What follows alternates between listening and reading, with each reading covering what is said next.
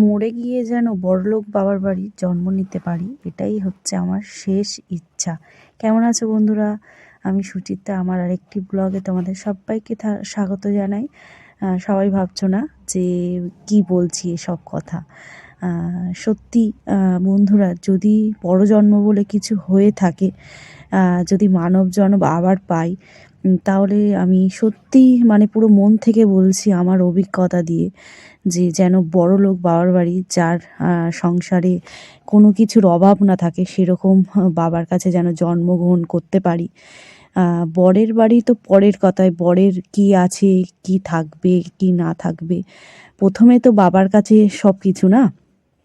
বাবার যদি কিছু না থাকে, সে যদি গরিব হয়, তাহলে কিন্তু একটা মেয়ে শ্বশুর ঘরেও কিন্তু কোনো দাম থাকে না। মানে আমি আমার জীবন দিয়ে বুঝেছি।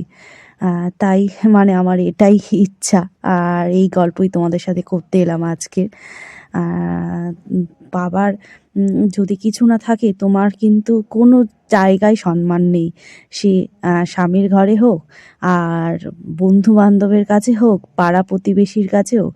এই ওর বাবার কি আছে, ভালো ঘর নেই, ভালো খেতে দিতে পারে না, ভালো জিনিসপত্র নেই, ওর বাবার কিছুই নেই। ওরা কি করে মানুষ হচ্ছে, খেতে পারে না। আরে বাবা, আমার বাবার কিছু নেই, তোমরা কি একদিন খাওয়া না হলে আমাদের কি খাওয়া দিয়ে যাও? তাহলে বাবার কি আছে দেখে লাভ নেই। আমরা কেমন সেটা আগে দেখো। একটা মেয়েকে, ছেলে মেয়েকে তার বাবা মা কত কষ্ট করে মানুষ করে, সে কিছু থাক কিংবা না থাক। তোমার ঘরে আসছে সেই মেয়েটা, তুমি তাকে কতটা যত্ন করছো সেটাই দেখো। বাবার ঘরে কি পেয়েছে না পেয়েছে ওসব দেখে লাভ নেই। নিজেরা হচ্ছে, তোমরা একটা মেয়েকে মানুষ করে পাঠিয়ে দিল তোমার ঘরে, তুমি তাকে যত্ন করতে পারছো কি না পারছো সেটা না দেখে, তাকে কতটা করতে পারছো, দিতে পারছো না দিতে পারছো, তাকে কতটা স্বাধীনতা দিচ্ছ, সেই সব না দেখে বাবার বাড়ি কি ছিল, বাবার বাড়ি কি আছে, বাবার বাড়ি কি খেলো, বাবার বাড়ি কি পড়লো, এগুলো আমার মনে হয় না দেখাই ভালো। তাহলে হয়তো মানে সংসারে অন্যরকম সুখে শান্তিতে থাকতেও পারে মেয়েটা। আর কি বলবো বন্ধুরা, এই তো জীবন, আমাদের এই জীবনে হচ্ছে মানুষের, এখনকার সময়ের মানুষের এই রকম ধ্যান ধারণা এখনও রয়ে গেছে। সে যাই হোক, এইভাবেই হচ্ছে আমাদের জীবন, আর এর দুঃখ কষ্টের জীবনের কথা আর তোমাদের কি বলি।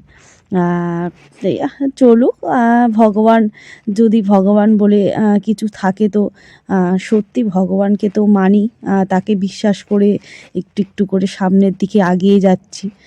আর নিজেও বড়লোক বাড়ি জন্মগ্রহণ করতে চাই, আর আমি যদি বাপের বাড়ি থেকে সব কিছু পেয়ে যাই, তাহলে হয়তো আমার বাবা যদি বড়লোক হয়, তাহলে আমাকেও নিশ্চয়ই একটা বড়লোক বাড়িতে বিয়ে দেবে। ছেলে বড়লোক বাড়ির থেকে বড়লোক ছেলে, যার হচ্ছে ভালো হয়তো একটু চাকরি থাকতে পারে, যার হয়তো ভালো বিজনেস থাকতে পারে, যার হয়তো ভালো দোকান থাকতে পারে। বাবা মায়ের কি আছে এটা তো দেখে লাভ নেই, বাবা মার জিনিস দেখে লাভ নেই। বাবা মার দেখে বিয়ে দেবে, পরে দেখবে হচ্ছে মেয়ে হচ্ছে পথের ভিখারি হয়ে গেল। এক মেয়েকে হচ্ছে, এই যাও, তোমার বাবা মার কিছু নেই, তোমার হাজব্যান্ডের কিছু নেই, যাও তোমরা তোমাদের মতো দেখো। তাই হচ্ছে শ্বশুর শাশুড়ির কী আছে, শ্বশুর ঘরে কী আছে, এসব দেখে লাভ নেই। আর যাকে নিয়ে সংসার করবে বর, তার কি আছে এটাই দেখার। বিশেষ করে শ্বশুর ঘরে হচ্ছে সব কিছু করা যায়। একটা মেয়ে হচ্ছে, সে অনেক আশা নিয়ে আসে, সে কাজ করবার জন্যই আসে, কিন্তু সেই কাজটাকে যদি বারবার হচ্ছে, এই ও কাজ করতে পারে, ও কি করে, ওর বাপের বাড়িতে হচ্ছে জীবনে দেখেনি, পায়নি, খায়নি, ও আর এইসব খাওয়া দাওয়ার কি মর্ম বুঝবে, এসব ঘর বাড়ির কী মর্ম বুঝবে, এইসব জামা কাপড়ের কী মর্ম বুঝবে। আরে বাবা, একটা মেয়ে 20 বছর একটা বাপের ঘরে মানুষ হয়ে আসছে, সে হঠাৎ করে একটা পরিবেশ থেকে আর একটা পরিবেশে এলে সে তো অসুবিধা হবেই। সবাই কি সব কিছু শিখে আসে? তাকে তো হাতে ধরে শেখাতে হয়। এই ধারণাটাই মানুষের মধ্যে নেই। সবাই মানে কেন শেখাবো, কেন করব, হ্যাঁ শিখে আসেনি বাপের বাড়ি থেকে। আরে বাবা, সবার ঘরে হচ্ছে একটা দুটো করে, একটা দুটো কেন, 10টা বাচ্চাও যদি একটা বাবা মার ঘরে থাকে, সেটা বাবা মার অনেক আদরের হয়। তারা কখনো তার ছেলে মেয়েকে এই কর ওই কর তাই কর শিখিয়ে পড়িয়ে একেবারে মানে শিক্ষিত করে, মানে শুধু শিক্ষাগত যোগ্যতার কথা বলছি না বন্ধুরা, সব দিক থেকে, কাজের দিক থেকে হোক, চলাফেরার দিক থেকে হোক, সব দিক থেকে একেবারে শিখিয়ে পড়িয়ে শ্বশুর ঘরে পাঠায় না, একটা মেয়ের ক্ষেত্রে বলছি। তাহলে সে যেমনই হোক না কেন, তাকে তো মানে একটু ভালোভাবে একটু বুঝিয়ে শিখিয়ে নিলে তবে তো সে আবার মানে সে তোমার পরিবারের মতো হয়ে উঠবে বলো।